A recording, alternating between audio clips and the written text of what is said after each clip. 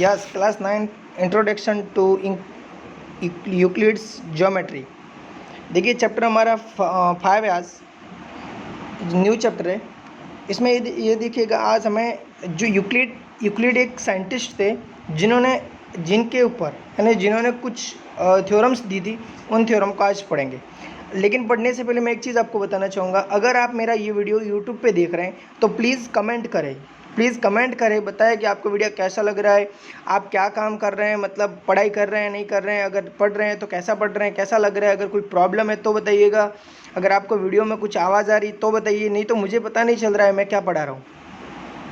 ठीक है, please comment करिएगा और लाइक करिएगा ज़रूर, ठीक है, एंड शेयर भी करिएगा। और अगर सब्सक्राइब किया हुआ है तो ठीक है, नहीं तो आप प्लीज़ सब्सक्राइब करिएगा, ठीक है ना।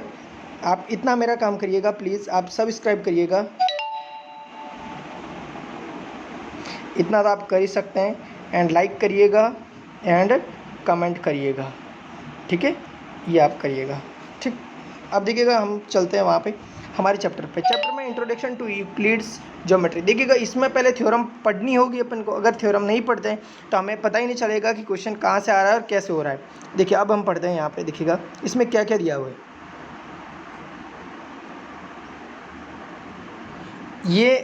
ये तो थैल्स है, ये थैल्स है जो 1640 में हुए थे, और ये है यूक्लिड, ये है यूक्लिड जो कि 325 में हुए थे एंड 265 तक।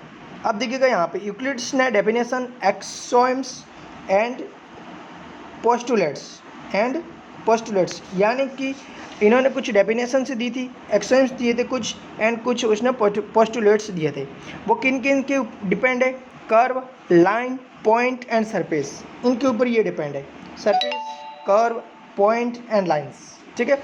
अगर आप ये आज पढ़ोगे तो जब कल हम एक्सरसाइज करेंगे तब बहुत इजी हो जाएगा, नहीं तो हार्ड रहेगा। देख लीजिएगा, अब देखिए यहाँ पे उन्होंने फर्स्ट लाइन ये दी थी कि point is that which has no part. ये बोला था कि a point is that which has no part, यानी देखिएगा ये देखिए हमारा ये पॉइंट है, इसका कोई पार्ट नहीं है। ये बोल रहा है point is that which has no part, यानी एक पॉइंट है जिसका कोई भी पार्ट नहीं होता। अब देखिएगा line, a line is breathless length. देखिएगा हमें ये लाइन है ना, तो ये लाइन, एक चीज़ और ध्यान रखिएगा बेटा, ये लाइन है, ये और ये। अब मैं आपको तीन चीज़ें बता रहा हूँ, इसमें से ये जो फर्स्ट है ना जो मैंने बनाया, ये लाइन नहीं है, ये लाइन है। ये क्या है? ये लाइन है, ये हमारा एरो है, एंड ये हमारा जो है इसे हम बोलेंगे लाइन सेगमेंट। क्या बोलेंगे? लाइन सेगमेंट, ठीक है, ये हमारा लाइन सेगमेंट। देखिए इसके लिए अब आपको याद कैसे रखना है, जैसे ये है ना, ये लाइन है, लाइन को हिंदी में क्या बोलते हैं? रेखा। ये रेखा है जो कभी रुकती नहीं है, बोथ साइड रनिंग, ठीक है, एंड ये arrow one side running, and ये लाइन सेगमेंट ये स्टॉप है, ठीक है ना। अब देखिएगा नेक्स्ट हमारा पार्ट दिया गया, वो देखिएगा नेक्स्ट पॉइंट ये दिया गया है कि the ends of lines are point, the ends of line are points, यानी देखिएगा जहाँ मैंने अभी बताया लाइन सेगमेंट है, बट देखिए कहीं ना कहीं तो लाइन रुकती है ना, ये भी लाइन है। सपोज करिए लाइन तो चल रही है, मुझे पता है, बट ये कहीं ना कहीं तो एंड हो रही है, जहाँ पे ये एंड हो रही है वहाँ पे ये कह रहा है कि the ends of line are point, यानी जहाँ पे ये ख़त्म हो रही है, कंप्लीट हो रही है, एंड हो रहा है, वहाँ पे एक पॉइंट है ना, है। Next, a straight line is a line which lies evenly with the points on itself।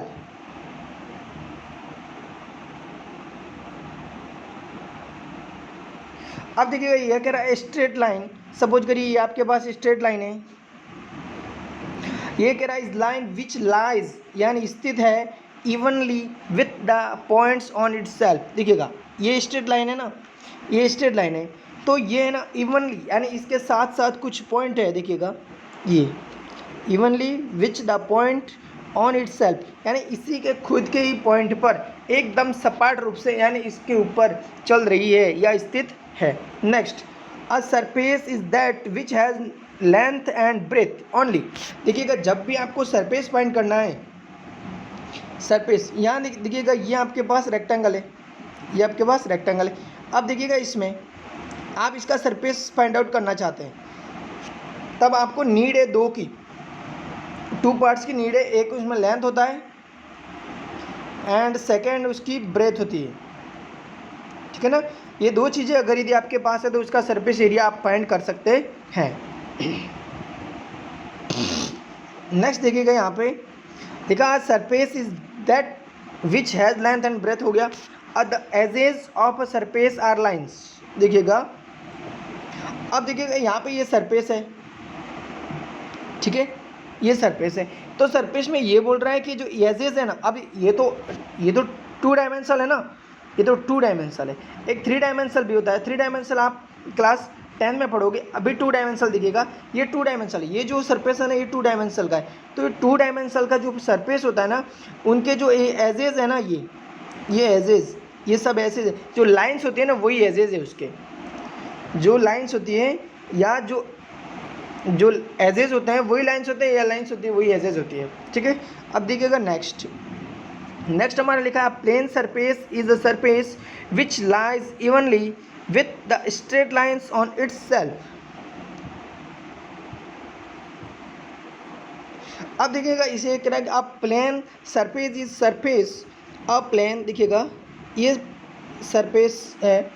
A plane surface is surface, a plane surface is surface which lies evenly with the straight lines on itself। देखिएगा straight line, a line which lies evenly with the points on itself, यानी जो line होती है वो तो किसके ऊपर सपाट रूप से स्थित है, पॉइंट के ऊपर है। एंड जो अभी सरफेस है तो सरफेस है वो किसके ऊपर evenly lies evenly with the straight lines on itself, ये किसके ऊपर स्थित है, तो ये लाइन के ऊपर है। देखिएगा यहाँ पे ये फोर्थ लाइन है ना, इन फोर्थ लाइन से ये क्या हुआ है, मेड हुआ है। तो फिर ये क्या हो जाएगा, a plane surface is a surface which lies evenly with the straight lines on itself. ठीक है, जब ये ट्रू और फॉल्स के क्वेश्चन करेंगे तब हमारे ये काम आने वाले हैं पॉइंट। ठीक है, तो इन पॉइंटों को सभी को लिखिएगा 1 2 3 4 5 6 7। ठीक है, अब देखिएगा नेक्स्ट में हमारा क्या पॉइंट है, देखिएगा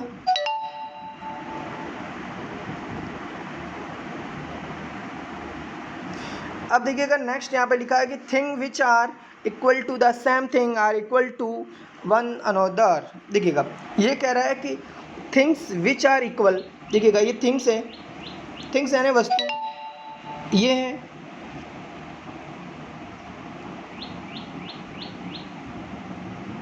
अब देखिए things which are equal to the same things are equal to one another. ये कह रहा है, देखिएगा ये थिंग्स है, ठीक है, ये थिंग्स है और ये थिंग्स है और ये आपके पास अदर थिंग्स है। तो ये थिंग्स है ना, ये थिंग्स यानी A B C D and E D E F. तो ये कह रहा है कि ए बी इक्वल है E F, C D equal है ई एफ, देन तब ये हो जाएगा कि ए बी इक्वल हो जाएगा सी डी। ये आपको प्रूव है, इसका ये प्रूव है, ये जो फर्स्ट लाइन बोल रहा है उसका ये प्रूव है। Things which are equal to the same things, ये कह रहा है कि एक थिंग्स है वह इक्वल है to same things are equal, यानी ये थिंग्स है, ये थिंग्स है, ये इसके इक्वल है, दोनों के इक्वल है, इसके भी और इसके भी। तो ये कह रहा है इक्वल टू वन अनदर, यानी वह एक दूसरे के इक्वल हो जाएगी। नेक्स्ट हमारा लिखा है कि if equals are added to equals the wholes are equals. अब देखिएगा ये कह रहा है, देखिएगा इफ इक्वल्स आर एडेड, ये देखिए ये लाइंस और ये लाइंस, ये थिंग्स और ये things are added to equal. देखिएगा इस पार्ट्स को इस पार्ट में ऐड किया गया, द होल्स आर इक्वल। तो ये देखिएगा सपोज करिए ए बी और ये सी डी, बट ये कह रहा है कि इक्वल है ना, ये क्या आपस में इक्वल है। तो A B equal C D, then A B equal A B, यानी कि इस पूरे पार्ट्स का इक्वल क्या हो जाएगा, टू ए बी, यानी A B plus C D equal हो जाएगा टू ए बी, ये हो जाएगा टू ए बी। तो ये कह रहा है कि द होल्स आर इक्वल, यानी जो इसका पूर्ण हो जाएगा वह भी इनके इक्वल होगा। ए बी तो आया ना आखिर में, ये टू तो होल से यानी बड़ा हो गया ना, इस वजह से नहीं आ रहा है। ठीक है, अब देखिएगा नेक्स्ट में अगर equals are subtracted from equals the remainders are equal. देखिएगा यहाँ पे सपोज करिएगा ये आपके पॉइंट है, एक थिंग्स ये है, दूसरी थिंग्स ये है। अब देखिए यहाँ पे जब ये दो थिंग्स है, ये ए बी है ये सी डी है, तो A B minus C D यानी A B minus A B यानी ज़ीरो, यानी क्या आ रहा है, जीरो आ रहा है। लेकिन सपोज करो ये अभी तो यहाँ पे हमने इक्वल इक्वल लिया तब तो जीरो आ गया। सपोज करो ये हमारे पास टू ए बी होता और ये हमारे पास ए बी होता, तब हमारे पास क्या हो जाता, two A B minus A B, यानी आंसर रह जाता ए बी। ठीक है, ये कह रहा है कि if equal are subtracted from equal, यानी इक्वल में से इक्वल माइनस किया जाए तब भी इसका आंसर रिमाइंडर्स आर इक्वल हो जाएगा। क्या हो जाएगा, इक्वल हो जाएगा। नेक्स्ट देखिएगा, ये कह रहा है कि things which coincide with another one another are equal to one another। देखिए ये कह रहा है coincide, coincide पहले तो आप ये समझिएगा coincide क्या होता है। ये लाइन इस लाइन के जस्ट ऊपर, सपोज करिए ये लाइन इतनी है ए बी, ये कह रहा है coincide line, coincide line, concrete line, ये सब एक दूसरे के ऊपर होती हैं, ठीक है ना, ये जस्ट इसके ऊपर है, तो ये भी ए बी हो जाएगी। तो ये कह रहा है कि A B equal A B होगी, वन अनदर एक दूसरे के इक्वल हो जाएगी।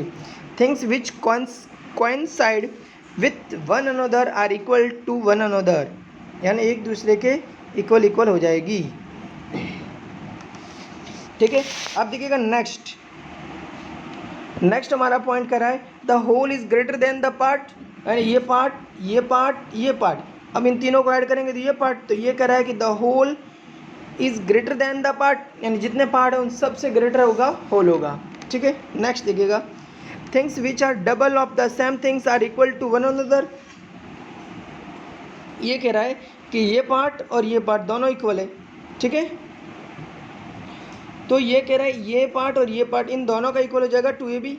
सपोज करो ये ए बी ये बी ए बी, ये हो जाएगा टू ए बी, ये डबल हो गया ना इनका, तो ये अगर ये डबल हो रहा है इससे और इससे तो ये आपस में बराबर नहीं होंगे, क्या होंगे ना, तो A B equal A B, बस यही कह रहा है things which are double of the same things are equal to one another, यानी इनका जब डबल होगा तो जो इनका पार्ट होंगे वो एक दूसरे के वन अनदर इक्वल होंगे।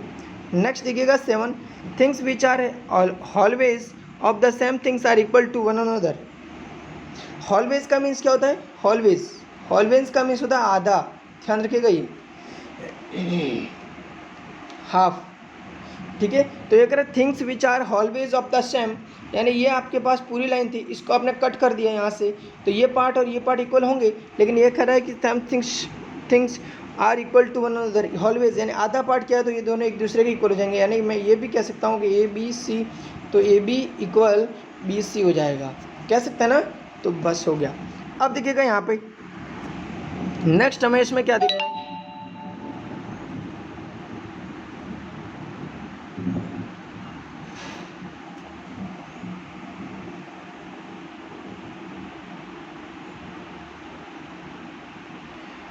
अब देखिए इसमें पोस्टुलेट जो उसने दिए थे वो है a straight lines may be draw from any one point to any another point, यानी ये देखिएगा ये कह रहा है कि एक आपके पास पॉइंट है, straight lines may be draw from any one point to any other point, ये पॉइंट है। क्या कह रहा है देखिएगा, ये पूरा आपको लिखना है पोस्टुलेट 1 और उसके बाद इस लाइन को लिखना है आपको, ये नीचे वाला सिर्फ पढ़ना है लेकिन इसको लिखना है। A straight lines may be draw from any one point ये रहा, एंड प्रेस अदर पॉइंट ये रहा, तो इन दोनों को जब ज्वाइन कर लिया तो क्या हो गया, स्ट्रेट लाइन होगी। क्या होगी, स्ट्रेट लाइन, चाहे ये पॉइंट यहाँ हो और यहाँ हो तब भी स्ट्रेट आएगी, चाहे यहाँ हो तब भी स्ट्रेट आएगी, यहाँ हो तब भी स्ट्रेट होगी, एंड यहाँ हो तब भी स्ट्रेट आएंगे। यानी ये कह रहा है कि ओ इन सब से एक अदर पॉइंट है उससे सभी स्ट्रेट लाइन बनेगी। देखिएगा यहाँ पे पॉइंट कह रहा है straight lines may be draw, यानी ड्रॉ कर सकते हैं from any one point to any other point. Okay, अब देखिएगा नेक्स्ट एक्सॉम्स 5.1, ये कह रहा है given two distinct point there is, ये कह रहा है कि गिवन टू डिस्टिंक्ट पॉइंट, यानी एक ये डिस्टिंक्ट का मीन्स होता है डिफरेंट, एक ये पॉइंट और ये point, there is a unique line that passes through them. तो यहाँ देखिए एक पॉइंट यहाँ पे है, एक पॉइंट यहाँ पे है, ठीक है, तो इनसे ओनली और only one line, unique lines pass हो सकती है मोर देन वन नहीं, मोर देन यूनिक नहीं, यानी ओनली और ओनली, यानी ये भी आपको पॉइंट एक्सोम्स 5 पॉइंट याद, ये भी आपको लर्न करना है। Given two distinct point there is unique line that passes through. ठीक, अब देखिएगा नेक्स्ट,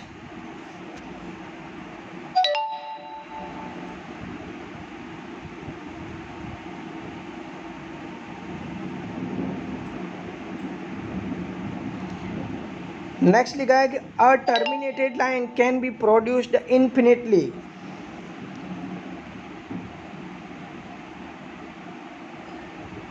सेकंड लिखा है कि अ टर्मिनेटेड लाइंस, यानी टर्मिनेटेड का मीन्स क्या होता है, टर्मिनेटेड का मीन्स क्या होता है, बार बार आना, क्या होता है, नहीं, टर्मिनेटेड का मीन्स होता है रुक जाना।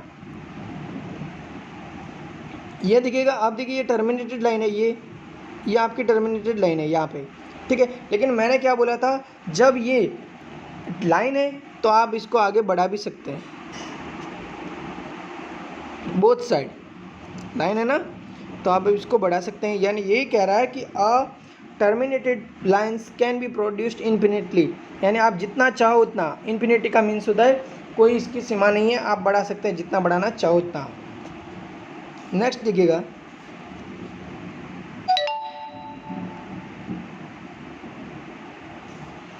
नेक्स्ट हमारा लिखा गया है a circle can be draw with any centre and any radius.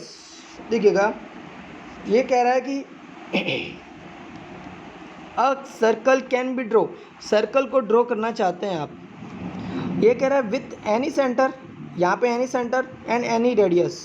देखिएगा, सपोज करिएगा यहाँ ये प्रवीण ने 5 सेंटीमीटर ले लिया, सुरेश ने ले लिया 8 सेंटीमीटर, मुकेश ने ले लिया 10 सेंटीमीटर। तो ये यही कह रहा है यह circle can be draw with any circle and any centre and any radius. चाहो तो ये मुकेश ने यहाँ बना लिया, सुरेश ने यहाँ बना लिया और इसने ये बना लिया।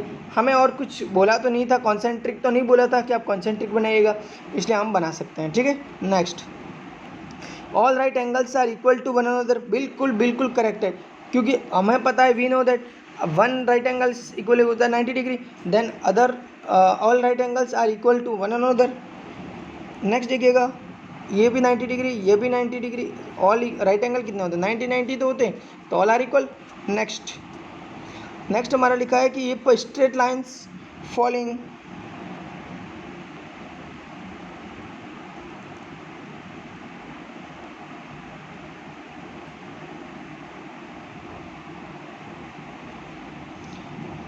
देखिएगा ये ऐसे कह रहा है कि इफ स्ट्रेट लाइंस फॉलिंग, यानी गिरती है on straight lines make the interior angles on the same side of the taken together. देखिएगा यहाँ पे ये 2 लाइंस है, बट पैरेलल की बात नहीं करी, पैरेलल की बात नहीं करी, यहाँ पे ये फॉल होगी, तो ये वाला एंगल और ये वाला एंगल क्या हो जाएगा, लेस देन सप्लीमेंट्री एंगल हो जाएगा, less than together, less than two right angles बोले या फिर सप्लीमेंट्री एंगल बोले, एक ही है। तो याद देखिएगा, जब ये पैरेलल नहीं है तब की बात कर रहे हैं, तो ये जो इधर है ना, इस साइड में बनाए लेस देन 2 राइट एंगल्स, तो इधर हो जाएगा मोर देन, इधर हो जाएगा मोर देन 2 राइट एंगल्स, ठीक है ना, इनको ध्यान रखिएगा। नेक्स्ट, और आप जानते हैं ना, ये पैरेलल होती है तब तो क्या होता है, पैरेलल होती है तब तो क्या होता है, ये देखिए यहाँ पे बता रहा है, ये जो लाइन है ना, यहाँ पे ये बता भी रहा है कि angle P and angle Q है लेस देन 2 राइट एंगल्स हो जाएगा, और इधर वाला जो पार्ट है इधर हो जाएगा मोर देन 2 राइट एंगल्स हो जाएगा। नेक्स्ट देखिएगा यहाँ पे,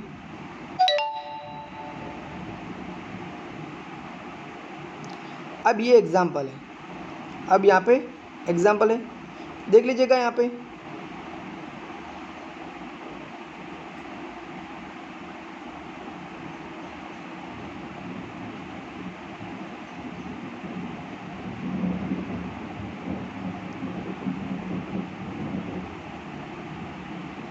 अब देखिएगा यहाँ पे थ्योरम 5.1, थ्योरम 5.1, ये हमारी फर्स्ट थ्योरम है। क्या है, फर्स्ट थ्योरम है। अभी तक तो हम क्या पढ़ रहे थे, हम पढ़ रहे थे, अभी तक जो हम पढ़ रहे थे उनको हम क्या कह रहे थे, एक्सोम्स एंड पोस्टुलेट्स, क्या पढ़ रहे थे, एक्सोम्स एंड पोस्टुलेट। बट अब हमारा फर्स्ट ये थ्योरम है वो है two distinct lines can not have more than one point in common. ये कह रहा है two distinct lines can not have more than one points in common. देखिएगा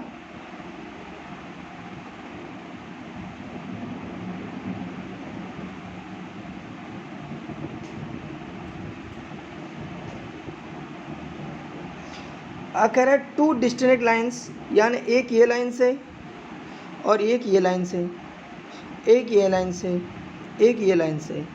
ये कह रहा है टू डिस्टिंक्ट लाइन्स, डिस्टिंक्ट का मीन्स होता है different different lines, can not have more than one point.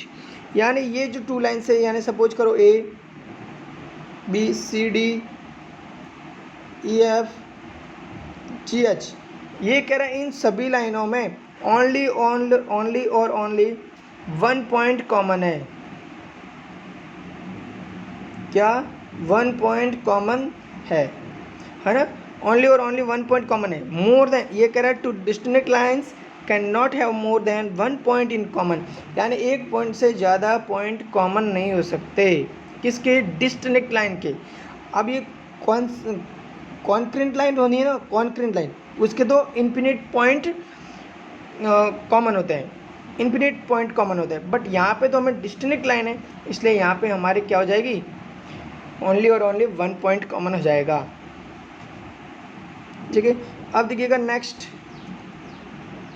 ये हमारी एक्सरसाइज है, उसमें हमें कुछ ये दिखेगा पहले ट्रू एंड फॉल्स है। पहले वाले जो भी क्वेश्चन दे रखे हैं ये ट्रू एंड फॉल्स है। अब देखिएगा यहाँ पे ओनली फॉर टू क्वेश्चन है, अरे थ्री क्वेश्चन है, ज़्यादा नहीं है। और ये 4 5 6 7 क्वेश्चन तो ये है, एंड टू क्वेश्चन यहाँ पे है, टू क्वेश्चन यहाँ पे है, ये दे।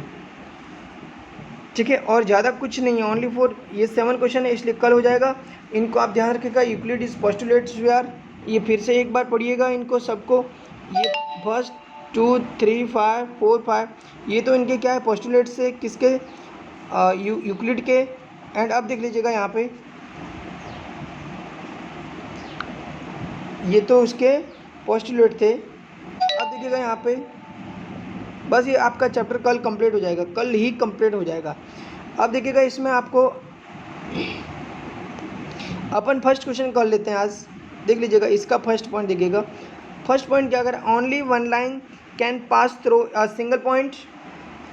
क्या कह रहा है? देखिएगा ये कह रहा है only one line can pass through a single point. देखिएगा ये सिंगल पॉइंट है, ये क्या है? Single point. ये क्या है? Single point. ये कह रहा है कि only one line can pass through a single point, तो ये सिंगल पॉइंट है, सिंगल पॉइंट से ओनली फॉर ओनली और ओनली वन लाइन पास होती है, नो इन्फिनिट लाइन पास होती है। देखिएगा ये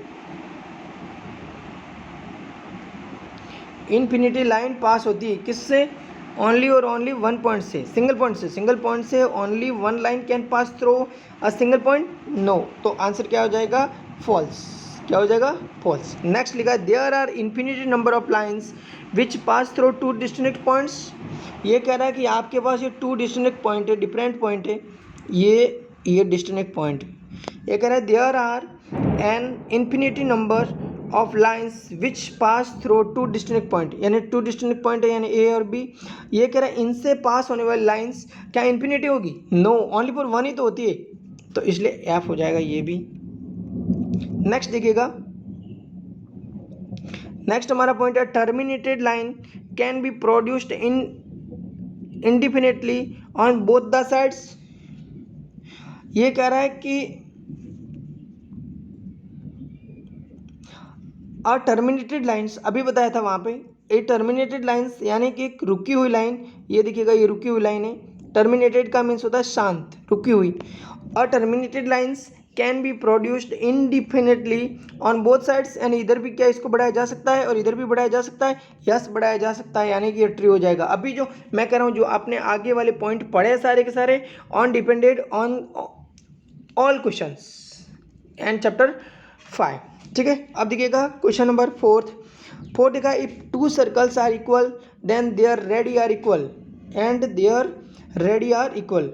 अब देखिएगा यहाँ पे इसमें क्या लिखा, if two circles are equal then their radii are equal, yes right it true, क्योंकि इसमें ये बोला है कि इसकी 5 सेंटीमीटर रेडी है और सेकंड की भी 5 सेंटीमीटर रेडी है, तो इससे भी बनने वाला सर्कल वो और इससे भी बनने वाला सर्कल वो इक्वली तो होंगे, एक जैसे ही तो होंगे। ये रेडी नहीं है, ठीक है, ये रेडी है, ये रेडी है। अब देखिएगा यहाँ पे नेक्स्ट हमें लिखा गया है, वही डायग्राम देखिएगा, फिफ्थ डायग्राम में लिखा है कि इन फिगर, देखिएगा यहाँ पे लिखा है in figure 5.9 if A B equal P Q, A B equal P Q, P Q equal X Y, P Q equal X Y, then A B equal X Y, yes right है, true. तो true true true false false. Okay, इस type से आपका ये question number first complete हो चुका है। मैं कह रहा हूँ बहुत ईजी है, कल ही हो जाएगा कंप्लीट हमारा ये चैप्टर, ठीक है।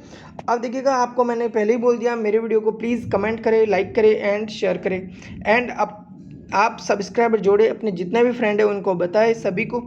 अब ये हिंदी वाले भी पढ़ सकते हैं, मैथ्स वाले भी और इंग्लिश वाले भी मैथ्स पढ़ सकते हैं, क्योंकि इसमें कोई प्रॉब्लम नहीं होती। मैथ्स में कुछ चीज़ें होती है जो मैं बता देता हूँ, ठीक है। एंड ठीक, अब देखिए कल हम पढ़ेंगे इसके आगे जो भी पार्ट रहेगा वो हमारा कल रहेगा। अब देख लीजिएगा यहाँ पे इन थ्योरम को आप ध्यान रखिएगा सभी का। इसके अलावा जो भी एग्जाम्पल्स हैं उनको भी करिएगा, नहीं होता है तो एग्जाम्पल भी पूछिएगा, सभी बताऊंगा। इसके अलावा आप जो भी आपके पास पोस्टुलेट उसने 5 दिए थे यूक्लिड्स ने, वो भी ध्यान रखिएगा। और यूक्लिड थ्योरम क्या होती है वो आप क्लास 9th में आओगे तब मैं बता दूंगा, ठीक है ना। जब आप किस में आ जाओगे, वो उसने यूक्लिड थे, ये तो यूक्लिड है, ये यूक्लिड एक साइंटिस्ट थे और उन्होंने बी बराबर ए क्यू नहीं A equal B Q plus R, ये इन्होंने अपनी खुद की थ्योरम दी थी, जो कि dividend equal divisor multiply quotient plus remainder होता है वो, ठीक है। तो अब आप ध्यान रखिएगा और अपना होमवर्क एंड क्लास वर्क करते रहिएगा, सारा homework plus class work CW करते रहिएगा साथ में, ठीक है। और अगर कोई प्रॉब्लम हो तो इस पर मुझे मैसेज करके बताएं कि सर हमें ये प्रॉब्लम हो रही है। Okay, bye, thanks for watching.